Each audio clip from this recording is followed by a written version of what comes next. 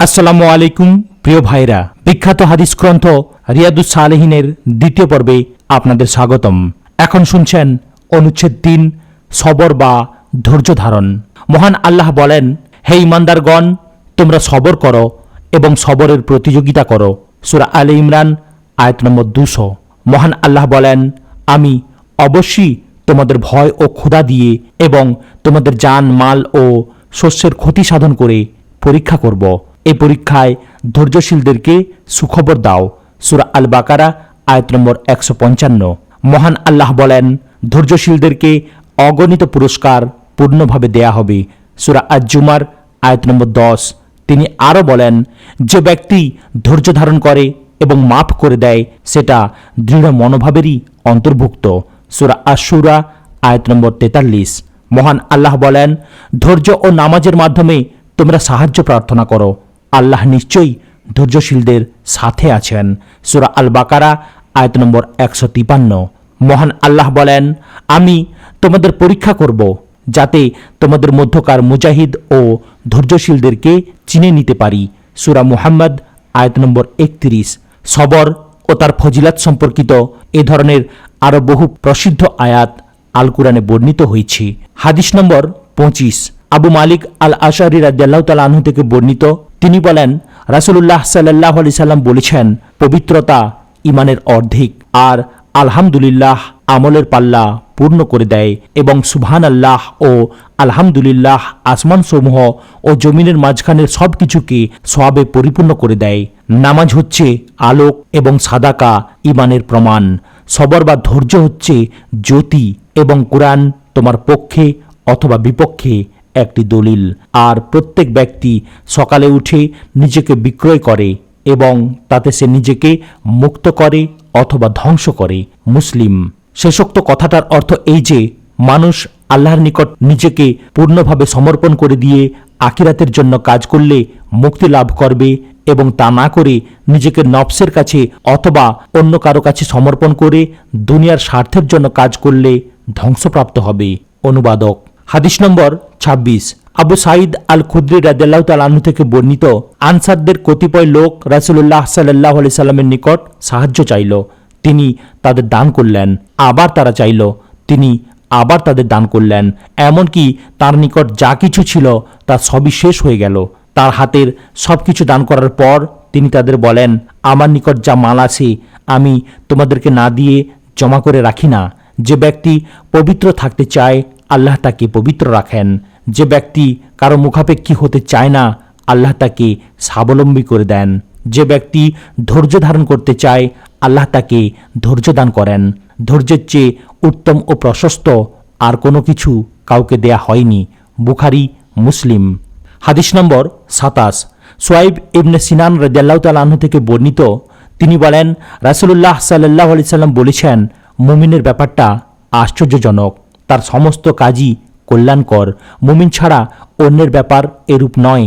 তার জন্য আনন্দের কোনো কিছু হলে সে আল্লাহর শুকর করে, তাতে তার মঙ্গল হয়। আবার ক্ষতিকর কোনো কিছু হলে সে ধৈর্য ধারণ করে, এটাও তার জন্য কল্যাণকর হয়। মুসলিম।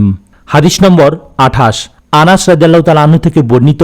তিনি বলেন, রাসূলুল্লাহ সাল্লাল্লাহু আলাইহি সাল্লাম যখন খুব বেশি রোগাক্রান্ত হয়ে পড়লেন তখন রোগ যাতনা তাকে অজ্ঞান করতে লাগলো। ফাতিমা রাদিয়াল্লাহু তাআলা আনহা বললেন, আহ, আমার আব্বার কি কষ্ট। রাসূলুল্লাহ সাল্লাল্লাহু আলাইহি সাল্লাম বললেন, আজকের দিনের পরে তোমার আব্বার আর কষ্ট হবে না। যখন তিনি ইন্তেকাল করলেন তখন ফাতিমা রাদিয়াল্লাহু তাআলা আনহা বলেন, হায় আব্বা, আল্লাহর ডাকে সাড়া দিয়ে চলে গেলেন। হে আব্বা, জান্নাতুল ফিরদাউস আপনার বাসস্থান। হায় আব্বা, জিবরিল আলাইহিস সালামকে আপনার ইন্তেকালের খবর দিচ্ছি। তার দাফন শেষ হলে তিনি বললেন, রাসূলুল্লাহ সাল্লাল্লাহু আলাইহি সাল্লামের উপর মাটি নিক্ষেপ করতে কি তোমাদের মন চাইল? বুখারী। হাদিস নম্বর ২৯, রাসূলুল্লাহ সাল্লাল্লাহু আলাইহি সাল্লামের মুক্তদাস যায়েদ ইবনে হারিসার পুত্র উসামা রাদিয়াল্লাহু তাআলা আনহু থেকে বর্ণিত। তিনি বলেন, রাসূলুল্লাহ সাল্লাল্লাহু আলাইহি সাল্লামের এক কন্যা তার ছেলের মৃত্যুর সময় এসেছে বলে খবর পাঠিয়ে রাসূলুল্লাহ সাল্লাল্লাহু আলাইহি সাল্লামকে সেখানে আসতে বললেন। রাসূলুল্লাহ সাল্লাল্লাহু আলাইহি সাল্লাম খবর বাহকের নিকট তাকে সালাম দিয়ে বলেন, আল্লাহ যা নিয়ে গেছেন তা তাঁরই, আর যা কিছু দিয়েছেন তাও তাঁরই। তার নিকট প্রত্যেক বস্তুর একটা নির্দিষ্ট মেয়াদ রয়েছে। কাজেই তোমার ধৈর্য ধারণ করে আল্লাহর নিকট পুরস্কারের আশা করা উচিত। তিনি অর্থাৎ তাঁর কন্যা তাকে লোক মারফত শপথ দিয়ে তার নিকট আসতে বললেন। তখন রাসূলুল্লাহ সাল্লাল্লাহু আলাইহি সাল্লাম সাদ ইবনে উবাদা, মুয়াজ ইবনে জাবাল, উবাই ইবনে কাব, জাইদ ইবনে সাবিত ও আরও কয়েকজন লোকসহ উঠে গেলেন। তারপর বাচ্চাকে রাসূলুল্লাহ সাল্লাল্লাহু আলাইহি সাল্লামের নিকট দেয়া হলো। তিনি তাকে নিজের কোলে বসালেন। এ সময় তার প্রাণ মৃত্যু যন্ত্রণায় ছটফট করছিল। তখন রাসূলুল্লাহ সাল্লাল্লাহু আলাইহি সাল্লামের দু চোখ থেকে পানি ঝরতে লাগলো। সাদ রাদিয়াল্লাহু তাআলা আনহু জিজ্ঞাসা করলেন, এ কি ইয়া রাসূলুল্লাহ? তিনি বললেন, এটা রহমত যা আল্লাহ তাঁর বান্দাদের হৃদয়ে দিয়েছেন। অন্য এক বর্ণনায় আছে, আল্লাহ তাঁর যে বান্দা হৃদয় চান উক্ত রহমত দেন, আর আল্লাহ তাঁর দয়ালু বান্দাদেরকে রহমত দান করেন। ইমাম বুখারী ও ইমাম মুসলিম হাদিসটি রিওয়ায়াত করেছেন। হাদিস নম্বর 30। সুহাইব রাদিয়াল্লাহু তাআলা আনহু থেকে বর্ণিত, রাসূলুল্লাহ সাল্লাল্লাহু আলাইহি সাল্লাম বলেন, তোমাদের পূর্ববর্তী লোকদের মধ্যে এক বাদশাহ ছিল। তার ছিল এক জাদুকর।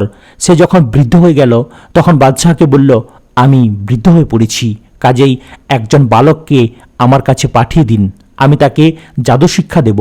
বাদশাহ একজন বালককে জাদু শেখার জন্য তার কাছে পাঠায়। তার যাতায়াতের রাস্তায় ছিল এক খ্রিস্টান দরবেশ। সে তার কাছে বসে তার কথাবার্তা শুনে মুগ্ধ হলো। এভাবে সে জাদুকরের কাছে আসার সময় পথে দরবেশের কাছে বসতে লাগলো। জাদুকরের কাছে গেলে সে তাকে মারপিট করে। সে দরবেশের কাছে এ ব্যাপারে অভিযোগ পেশ করল। সে বলল, যখন তোমার জাদুকরের জিজ্ঞাসাবাদের ভয় হবে তখন তাকে বলবে, আমার পরিবারবর্গ আমাকে আটকে রেখেছিল। আর যখন তোমার পরিবারবর্গের ভয় হবে তখন তাদেরকে বলবে, জাদুকর আমাকে আটকে রেখেছিল। এমত অবস্থায় একদিন একটা বিরাট হিংস্র পশু এসে লোকদের পথ আটকে দিল। বালকটি তখন মনে মনে বলল, আজ আমি জেনে নেব যে দরবেশ শ্রেষ্ঠ না জাদুকর শ্রেষ্ঠ। তাই সে একটি পাথরখণ্ড নিয়ে বলল, হে আল্লাহ, দরবেশের কাজ জাদুকরের কাজ থেকে তোমার নিকট যদি বেশি পছন্দনীয় হয় তবে এই পশুটাকে মেরে ফেলো, যাতে লোকেরা পথ চলতে পারে। তারপর সে উক্ত পাথরখণ্ড নিক্ষেপ করল এবং তাতে পশুটি মারা গেল আর লোকেরাও চলে গেল। তারপর সে দরবেশের কাছে এসে তাকে এই খবর জানায়। দরবেশ তাকে বলল, হে আমার প্রিয় ছেলে, আজ তুমি আমার চেয়ে উত্তম। তোমার ব্যাপারটা এখন আমার মতে একটি বিশেষ পর্যায়ে পৌঁছেছে। তুমি শীঘ্রই পরীক্ষায় সম্মুখীন হবে। যদি তুমি পরীক্ষায় পড়ে যাও তবে আমার সন্ধান দেবে না। বালকটি জন্মান্ধ ও কুষ্ঠ রোগীকে নিরাময় করে দিত এবং মানুষের সব রকম রোগের চিকিৎসা করত। বাদশাহের পারিষদবর্গের একজন অন্ধ হয়ে গিয়েছিল। সে এ খবর শুনে বালকটির কাছে অনেক হাদিয়া নিয়ে এসে বলল, তুমি আমাকে আরোগ্য দান করবে, এজন্যই আমি তোমার এখানে এত হাদিয়া পেশ করছি। বালকটি বলল, আমি কাকেও আরোগ্য দান করি না, আল্লাহই আরোগ্য দান করেন। যদি তুমি আল্লাহর প্রতি ঈমান আনো তবে আমি আল্লাহর নিকট দোয়া করব যাতে তোমাকে তিনি আরোগ্য দান করেন। সে তখন আল্লাহর প্রতি ঈমান আনল। আল্লাহ তাকে আরোগ্য দান করলেন। তারপর সে বাদশাহের দরবারে পূর্ববৎ যোগদান করল। বাদশাহ তাকে জিজ্ঞেস করল, কে তোমাকে তোমার দৃষ্টিশক্তি ফিরিয়ে দিল? সে উত্তর দিল, আমার রব। বাদশাহ বলল, আমি ছাড়াও কি তোমার রব আছে? সে বলল, আল্লাহই তোমার ও আমার রব। এতে বাদশাহ তাকে গ্রেপ্তার করে শাস্তি দিতে লাগলো। অবশেষে সে বালকটির কথা বলে দিল। তখন বালকটিকে আনা হলো। বাদশাহ তাকে বলল, হে ছেলে, তোমার জাদুবিদ্যার খবর পৌঁছেছে যে তুমি নাকি জন্মান্ধ ও কুষ্ঠরোগীকে আরোগ্য দান করে থাকো এবং এটা সেটা আরও কত কি করে থাকো। বালকটি বলল, আমি কাউকে আরোগ্য দান করি না, আরোগ্য তো আল্লাহই দান করেন। বাদশাহ তাকেও গ্রেপ্তার করে শাস্তি দিতে লাগলো। অবশেষে সে খ্রিস্টান দরবেশের কথা বলে দিল। দরবেশকে আনা হলো এবং তাকে তার দিন ত্যাগ করতে বলা হলো, কিন্তু সে অস্বীকার করল। তখন বাদশাহ করাত আনতে বলল। তারপর করাতটি তার মাথার মাঝখানে রাখা হলো এবং করাতটি তাকে চিরে ফেলল, এমনকি সে দুই টুকরো হয়ে পড়ে গেল। তারপর বাদশাহর সেই পারিষদকে আনা হলো। তাকেও তার দিন ত্যাগ করতে বলা হলো, কিন্তু সে অস্বীকার করায় তার মাথার মাঝখানে করাত দিয়ে চিরে ফেলা হলো, এমনকি সে দুই টুকরা হয়ে পড়ে গেল। তাকেও তার দিন ত্যাগ করতে বলা হলো, কিন্তু সে অস্বীকার করল। তখন তাকে বাদশাহ তার কতিপয় সঙ্গীর হাতে দিয়ে বলল, তোমরা তাকে অমুক পাহাড়ে নিয়ে উঠাও। যখন পাহাড়ের উচ্চ শিখরে তাকে নিয়ে পৌঁছবে তখন যদি সে তার দিন ত্যাগ করে তবে তা ভালো, নতুবা তাকে সেখান থেকে ফেলে দাও। তারা তাকে নিয়ে গিয়ে পাহাড়ে উঠল। সে বলল, হে আল্লাহ, তুমি যেভাবে চাও এদের হাত থেকে আমাকে মুক্তি দান করো। তখন পাহাড়টি কেঁপে উঠল। এতে তারা নিচে পড়ে গেল এবং সে বাদশার কাছে চলে এলো। বাদশাহ তাকে বলল, তোমার সঙ্গীদের কি হলো? সে বলল, তাদের ব্যাপারে আমার জন্য আল্লাহই যথেষ্ট। তখন বাদশাহ তাকে তার কতিপয় সঙ্গীর কাছে দিয়ে বলল, তাকে তোমরা একটি ছোট্ট নৌকায় উঠিয়ে সমুদ্রের মাঝখানে নিয়ে যাও। তারপর সে যদি তার দিন ত্যাগ না করে তবে তাকে সেখানে ফেলে দাও। তারা তাকে নিয়ে চলল। ছেলেটি বলল, হে আল্লাহ, তুমি যেভাবে চাও তাদের হাত থেকে আমাকে মুক্তি দাও। এতে নৌকা তাদেরকে নিয়ে উল্টে গেল এবং তারা সবাই ডুবে মরল। আর ছেলেটি বাদশার কাছে ফিরে এলো। বাদশাহ তাকে জিজ্ঞেস করল, তোমার সঙ্গীদের কি হলো? সে বলল, আল্লাহই তাদের হাত থেকে রক্ষা করতে যথেষ্ট হয়েছেন। তারপর সে বাদশাহকে বলতে লাগলো, তুমি আমার হুকুম অনুযায়ী কাজ করলেই আমাকে হত্যা করতে পারবে। বাদশাহ জিজ্ঞেস করল, সেটা কি কাজ? সে বলল, একটি মাঠে লোকদেরকে একত্র করো, তারপর আমাকে শুলের উপর উঠাও এবং আমার তীরদানি থেকে একটি তীর নিয়ে ধনুকের মাঝখানে রেখে বলো, বিসমিল্লাহি রাব্বিল গোলাম, বালকটির রব সেই আল্লাহর নামে তীর মারছি, এই বলে তীর মারো। এরূপ করলে তুমি আমাকে মারতে পারবে। বাদশাহ তখন এক মাঠে লোকদেরকে একত্র করে তাকে শুলের উপর উঠিয়ে তার তীরদানি থেকে একটি তীর ধনুকের মাঝখানে রেখে বলল, বিসমিল্লাহি রাব্বিল গোলাম, এবং তার প্রতি তীর নিক্ষেপ করল। তীরটি বালকটির কানের কাছে মাথায় লাগলো এবং সে সেখানে হাত রাখল, তারপর মারা গেল। এতে লোকেরা বলতে লাগলো, আমরা বালকটির রব আল্লাহর প্রতি ঈমান আনলাম। এ খবর বাদশার নিকট গেলে তাকে বলা হলো, যে আশঙ্কা তোমার ছিল তাই তো হয়ে গেল যে সব লোক আল্লাহর প্রতি ঈমান আনল। বাদশাহ তখন রাস্তার পাশে গর্ত খনন করার হুকুম দিল। গর্ত খনন করে তাতে আগুন জ্বালানো হলো। বাদশাহ ঘোষণা দিল, যে ব্যক্তি তার দিন থেকে ফিরে আসবে না তাকে তোমরা এতে নিক্ষেপ করো।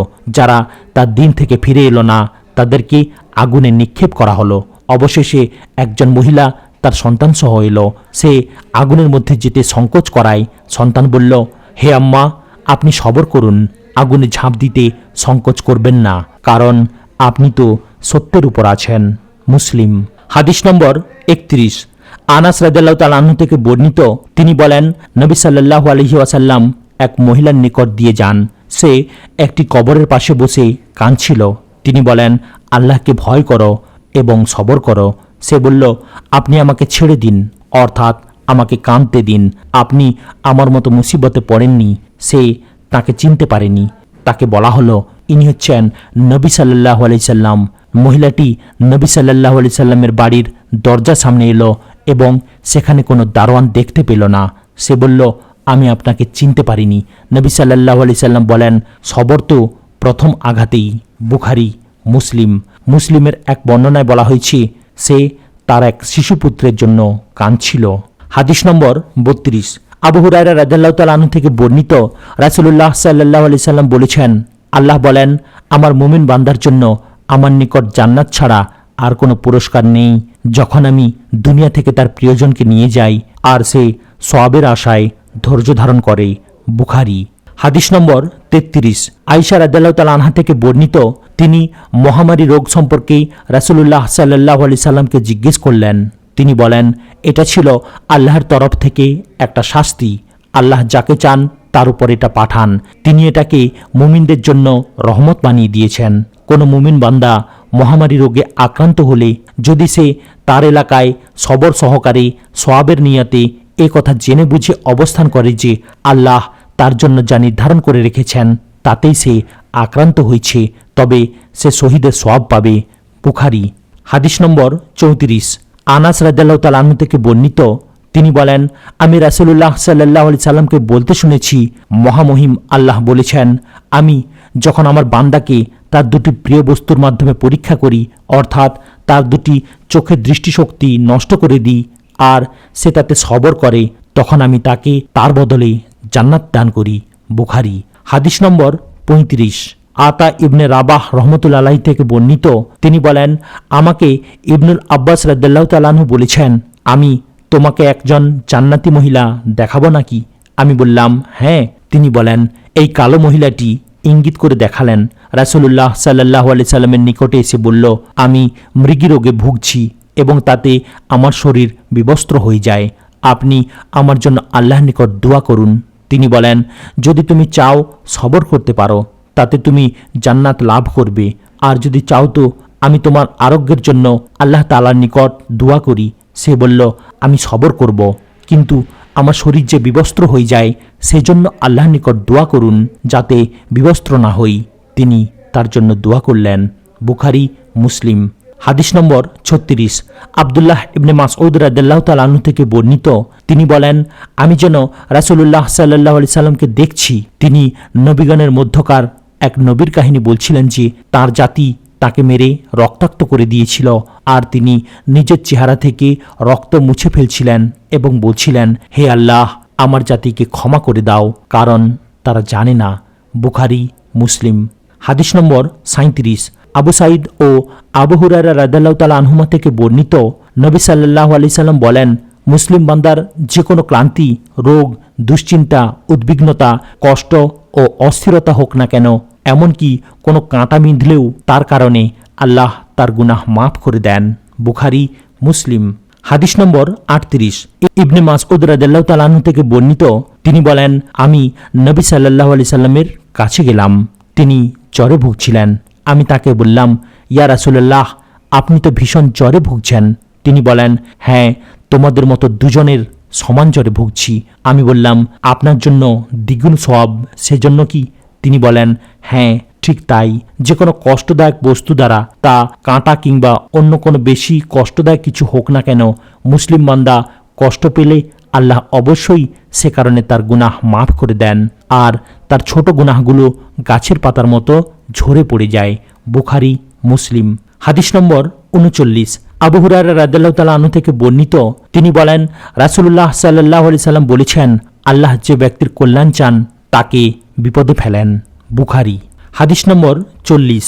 আনাস রাদিয়াল্লাহু তাআলা আনহু থেকে বর্ণিত, তিনি বলেন, রাসূলুল্লাহ সাল্লাল্লাহু আলাইহি সাল্লাম বলেছেন, তোমাদের কারো কোনো বিপদ বা কষ্ট হলে সে যেন মৃত্যুর আকাঙ্ক্ষা না করে, সে যেন মৃত্যুর আকাঙ্ক্ষা না করে।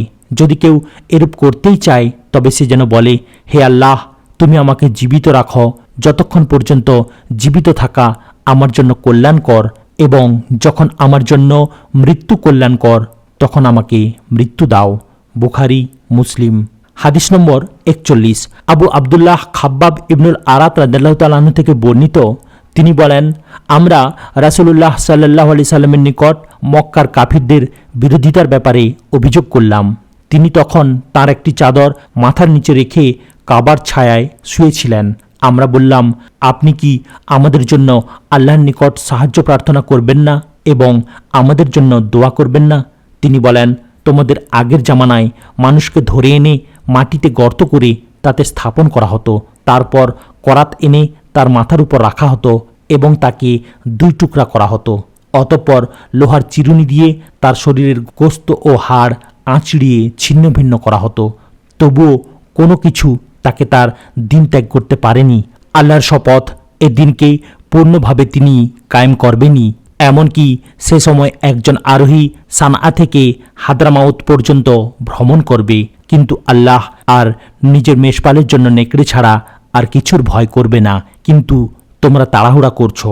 অন্য এক রিওয়ায়াতে বলা হয়েছে, তিনি অর্থাৎ রাসূলুল্লাহ সাল্লাল্লাহু আলাইহি ওয়াসাল্লাম চাদর রেখেছিলেন মাথার নিচে, আর মুশরিকদের পক্ষ থেকে আমাদের অনেক কষ্ট দেয়া হচ্ছে। বুখারী। হাদিস নম্বর 42। আব্দুল্লাহ ইবনে মাসউদ রাদিয়াল্লাহু তাআলা আনহু থেকে বর্ণিত, তিনি বলেন, হুনাইনের যুদ্ধে রাসূলুল্লাহ সাল্লাল্লাহু আলাইহি সাল্লাম কিছু লোককে গনিমতের মালের অংশ বেশি দিয়েছিলেন, নও মুসলিমদের সন্তুষ্ট করার জন্য। তিনি আকরা ইবনে হাবিসকে 100 উট এবং ওয়াইনা ইবনে হিসনকে উক্ত সংখ্যক উট দান করেছিলেন, আর আরবের সম্ভ্রান্ত লোকদেরকে বেশি দিয়েছিলেন। তখন এক লোক বলল, আল্লাহর শপথ, এই বন্টনে সুবিচার করা হয়নি এবং এতে আল্লাহর সন্তোষের নিয়ত করা হয়নি।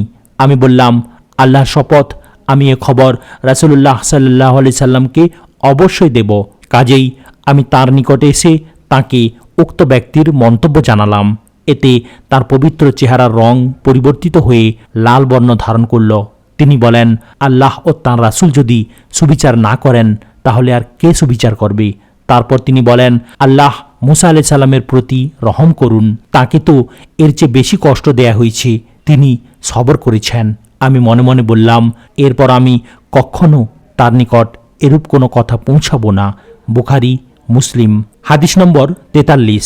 আনাস রাদিয়াল্লাহু তাআলা আনহু থেকে বর্ণিত, তিনি বলেন, রাসূলুল্লাহ সাল্লাল্লাহু আলাইহি সাল্লাম বলেছেন, আল্লাহ যখন তার কোনো বান্দার প্রতি কল্যাণের ইচ্ছা করেন তখন দুনিয়াতেই তার পাপের শাস্তি ত্বরান্বিত করেন, আর তিনি যখন তার কোনো বান্দার প্রতি অমঙ্গলের ইচ্ছা করেন তখন তাকে দুনিয়াতে তার পাপের শাস্তি দান থেকে বিরত থাকেন। অবশেষে কিয়ামতের দিন তার চূড়ান্ত শাস্তির ব্যবস্থা করবেন।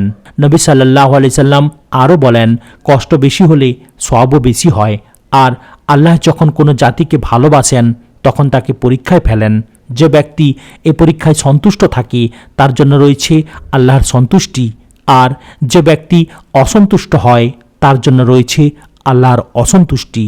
ইমাম তিরমিজি এ হাদিস বর্ণনা করেছেন এবং একে হাসান হাদিস আখ্যা দিয়েছেন। হাদিস নম্বর 44। আনাস রাদিয়াল্লাহু তাআলা আনহু থেকে বর্ণিত, তিনি বলেন, আবু তালহা রাদিয়াল্লাহু তাআলা আনহুর এক ছেলে রোগাক্রান্ত হলো। আবু তালহা বাইরে কোথাও গেলেন, সে সময় ছেলেটির মৃত্যু হয়। আবু তালহা ফিরে এসে ছেলের অবস্থা জিজ্ঞেস করলেন। ছেলের আম্মা উম্মু সুলাইম রাদিয়াল্লাহু তাআলা আনহা বলেন, পূর্বের চেয়ে সে ভালো। তারপর তিনি আবু তালহাকে রাতের খানা দিলেন। আবু তালহা খানা খেলেন, তারপর স্ত্রী মিলন করলেন। শেষে উম্মু সুলাইম বলেন, ছেলেকে দাফন করুন। আবু তালহা রাদিয়াল্লাহু তাআলা আনহু সকালবেলা রাসূলুল্লাহ সাল্লাল্লাহু আলাইহি সাল্লামের নিকট এসে তাকে খবর দিলেন। রাসূলুল্লাহ সাল্লাল্লাহু আলাইহি সাল্লাম জিজ্ঞেস করলেন, তুমি কি আজ রাতে স্ত্রী মিলন করেছ? আবু তালহা বলেন, হ্যাঁ। রাসূলুল্লাহ সাল্লাল্লাহু আলাইহি সাল্লাম বলেন, হে আল্লাহ, তাদের দুজনকে তুমি বরকত দাও। তারপর উম্মু সুলাইমের একটি পুত্র সন্তান জন্মগ্রহণ করে।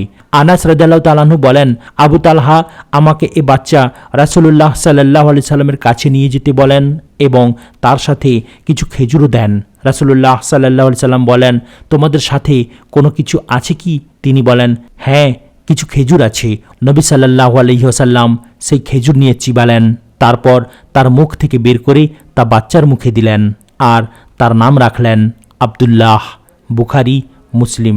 বুখারীর এক বর্ণনায় আছে, ইবনে ওয়াইনা রহমতুল্লাহ আলাইহি বলেন, আনসারদের একজন লোক বললেন, আমি আব্দুল্লাহর 9টি সন্তান দেখেছি, তাদের প্রত্যেকেই কোরআন বিশেষজ্ঞ ছিলেন। মুসলিমের এক বর্ণনায় এরূপ আছে, আবু তালহার ছেলে ইন্তেকাল করলে তার মাতা উম্মু সুলাইম বাড়ির লোকদেরকে বলেন যে তারা যেন আবু তালহাকে ছেলে সম্পর্কে কিছু না বলে, তিনি নিজেই তাকে যা বলার বলবেন। আবু তালহা বাড়ি এলে পর উম্মু সুলাইম তাকে রাতের খানা দিলেন, তিনি খাওয়া দাওয়া করলেন। তারপর উম্মু সুলাইম নিজেকে স্বামীর জন্য পূর্বের চেয়ে বেশি সুন্দর করে সাজালেন। আবু তালহা তার সাথে মিলন করলেন। উম্মু সুলাইম যখন দেখলেন আবু তালহা তৃপ্তি লাভ করেছেন এবং তার প্রয়োজন মিটে গেছে, তখন তাকে বললেন, হে আবু তালহা, দেখুন, যদি কোনো পরিবারকে কিছু ধার দেয়, তারপর সেই ধার ফেরত চায়, তবে কি সেই পরিবার তাদের ধার ফেরত না দেওয়ার অধিকার রাখে? আবু তালহা বললেন, না। উম্মু সুলাইম বলেন, তাহলে আপনার ছেলের ব্যাপারে আল্লাহর নিকট সওয়াব প্রার্থনা করুন। আবু তালহা এ কথা শুনে রাগান্বিত হলেন এবং বললেন, তুমি আগে কিছু বললে না, এমনকি আমি মিলনও করে ফেললাম, তারপর আমার ছেলে সম্পর্কে খবর দিলে? তিনি রাসূলুল্লাহ সাল্লাল্লাহু আলাইহি সাল্লামের নিকটে গিয়ে সব খবর বলেন। রাসূলুল্লাহ সাল্লাল্লাহু আলাইহি সাল্লাম দোয়া করলেন, আল্লাহ তোমাদের দুজনের রাতে বরকত দিন। তারপর উম্মু সুলাইম রাদিয়াল্লাহু তাআলা আনহা গর্ভবতী হলেন। কোনো এক সফরে তিনি আবু তালহা সহ রাসূলুল্লাহ সাল্লাল্লাহু আলাইহি সাল্লামের সাথে ছিলেন। রাসূলুল্লাহ সাল্লাল্লাহু আলাইহি ওয়াসাল্লাম সফর থেকে মদিনায় সাধারণত রাতে ফিরে আসতেন না। যা হোক, তারা যখন মদিনার নিকটবর্তী হলেন তখন উম্মু সুলাইমের প্রসব বেদনা শুরু হলো। এজন্য আবু তালহা তার নিকট রয়ে গেলেন আর রাসূলুল্লাহ সাল্লাল্লাহু আলাইহি সাল্লাম চলে গেলেন। আনাস রাদিয়াল্লাহু তাআলা আনহু বলেন, আবু তালহা বলতে লাগলেন, হে আল্লাহ, তুমি জানো যে রাসূলুল্লাহ সাল্লাল্লাহু আলাইহি সাল্লাম কোথাও যখন যান এবং কোথাও থেকে ফিরে আসেন তখন তার সাথে থাকতে আমার ভালো লাগে, আর এখন তো আমি এখানে যে কারণে আটকে পড়লাম তা তুমি দেখছ। উম্মু সুলাইম রাদিয়াল্লাহু তাআলা আনহা বলতে লাগলেন, হে আবু তালহা, আমি যে বেদনা অনুভব করছিলাম এখন আর তা বোধ করছি না, চলুন যাই। আমরা সেখান থেকে চলে এলাম। মদিনায় আসার পর তার প্রসব বেদনা শুরু হলো এবং একটি পুত্র সন্তান জন্মগ্রহণ করল। আনাস রাদিয়াল্লাহু তাআলা আনহু বলেন, আমার আম্মা আমাকে বলেন, এ বাচ্চাকে সকালে কেউ দুধ পান করাবার আগে তুমি একে নিয়ে রাসূলুল্লাহ সাল্লাল্লাহু আলাইহি সাল্লামের নিকট যাবে। সকালবেলা আমি বাচ্চা নিয়ে রাসূলুল্লাহ সাল্লাল্লাহু আলাইহি সাল্লামের নিকটে গেলাম। এভাবে তিনি হাদিসের বাকি অংশ বর্ণনা করেন। হাদিস নম্বর ৪৫। আবু হুরায়রা রাদিয়াল্লাহু তাআলা আনহু থেকে বর্ণিত, রাসূলুল্লাহ সাল্লাল্লাহু আলাইহি সাল্লাম বলেন, যে ব্যক্তি মল্লযুদ্ধে অন্যকে ধরাশায়ী করে সে শক্তিশালী নয়, বরং শক্তিশালী হচ্ছে সেই ব্যক্তি যে রাগের সময় নিজেকে সংযত রাখে। বুখারী, মুসলিম। হাদিস নম্বর ৪৬। সুলাইমান ইবনে সুরাদ রাদিয়াল্লাহু তাআলা আনহু থেকে বর্ণিত, তিনি বলেন, আমি নবী সাল্লাল্লাহু আলাইহি সাল্লামের সাথে বসা ছিলাম। এমন সময় দুই ব্যক্তি পরস্পর ঝগড়া ও গালমন্দ করছিল। একজনের চেহারা তো রাগে লাল হয়ে গিয়েছিল এবং তার ঘাড়ের শিরাগুলো ফুলে উঠেছিল। তখন রাসূলুল্লাহ সাল্লাল্লাহু আলাইহি সাল্লাম বলেন, আমি এমন একটি কথা জানি যা বললে তার এই অবস্থা অবশ্যই দূর হয়ে যাবে। সে যদি আউযুবিল্লাহি মিনাশ শাইতানির রাজিম বলে তবে তার এই ক্রোধের ভাব চলে যাবে। সাহাবীগণ তাকে বলেন, নবী সাল্লাল্লাহু আলাইহি ওয়াসাল্লাম আউযুবিল্লাহ কথাটা বলে তোমাকে বিতাড়িত শয়তান থেকে আল্লাহর নিকট আশ্রয় প্রার্থনা করতে বলেছেন। বুখারী, মুসলিম। হাদিস নম্বর ৪৭। মুয়াজ ইবনে আনাস রাদিয়াল্লাহু তাআলা আনহু থেকে বর্ণিত, নবী সাল্লাল্লাহু আলাইহি সাল্লাম বলেন, যে ব্যক্তি নিজের ক্রোধ কার্যকর করার ক্ষমতা থাকা সত্ত্বেও তা দমিয়ে রাখে তাকে আল্লাহ কিয়ামতের দিন সব মানুষের উপর মর্যাদা দিয়ে ডাকবেন, এমনকি তাকে তার ইচ্ছামতো বড় বড় চোখ বিশিষ্ট হুরদের মধ্য থেকে বেছে নেয়ার স্বাধীনতা দেবেন। ইমাম আবু দাউদ ও ইমাম তিরমিজি এ হাদিস রিওয়ায়াত করেছেন এবং তিরমিজি একে হাসান আখ্যা দিয়েছেন। হাদিস নম্বর ৪৮। আবু হুরায়রা রাদিয়াল্লাহু তাআলা আনহু থেকে বর্ণিত, এক ব্যক্তি নবী সাল্লাল্লাহু আলাইহি সাল্লামকে বলল, আমাকে উপদেশ দিন। তিনি বলেন, রাগ করো না। সে ব্যক্তি বারবার একই কথা বলতে থাকলো আর নবী সাল্লাল্লাহু আলাইহি সাল্লামও বারবার বলেন, রাগ করো না। বুখারী। হাদিস নম্বর ৪৯। আবু হুরায়রা রাদিয়াল্লাহু তাআলা আনহু থেকে বর্ণিত, তিনি বলেন, রাসূলুল্লাহ সাল্লাল্লাহু আলাইহি সাল্লাম বলেছেন, মুমিন নরনারীর জান, মাল ও সন্তানের উপর বিপদ আপদ আসতেই থাকে। অবশেষে আল্লাহর সাথে সে সাক্ষাৎ করে এমন অবস্থায় যে তার আর কোনো গুনাহ থাকে না। ইমাম তিরমিজি এ হাদিস বর্ণনা করেছেন এবং একে হাসান ও সহিহ আখ্যায়িত করেছেন। হাদিস নম্বর ৫০। ইবনুল আব্বাস রাদিয়াল্লাহু তাআলা আনহু থেকে বর্ণিত, তিনি বলেন, ওয়াইনা ইবনে হিসন মদিনায় তার ভাতিজা হুর ইবনে কায়েসের নিকটে এসে মেহমান হলেন। ওমর রাদিয়াল্লাহু তাআলা আনহু যাদেরকে নিজের সান্নিধ্যে রাখতেন, হুর ইবনে কায়েস তাদেরই একজন। আর ওমর রাদিয়াল্লাহু তাআলা আনহুর পারিষদবর্গ ও তার পরামর্শ সভার সদস্যবৃন্দ, তারা যুবক হন বা বৃদ্ধ, সকলেই ছিলেন কুরআন বিশারদ। ওয়াইনা তার ভাতিজাকে বললেন, হে ভাতিজা, আমিরুল মুমিনিনের কাছে যাওয়ার তোমার সুযোগ সুবিধা আছে, কাজেই তার সাথে সাক্ষাতের উদ্দেশ্যে আমার জন্য অনুমতি চাও। তিনি অনুমতি চাইলে ওমর রাদিয়াল্লাহু তাআলা আনহু অনুমতি দিলেন। তিনি তার নিকট গিয়ে বলেন, হে ইবনুল খাত্তাব, আল্লাহর শপথ, আপনি আমাদের বেশি বেশি দান করেন না এবং আমাদের ব্যাপারে সুবিচারের সাথে হুকুম করেন না। এতে ওমর রাদিয়াল্লাহু তাআলা আনহু রাগান্বিত হন, এমনকি তাকে আক্রমণ করতে উদ্যত হন।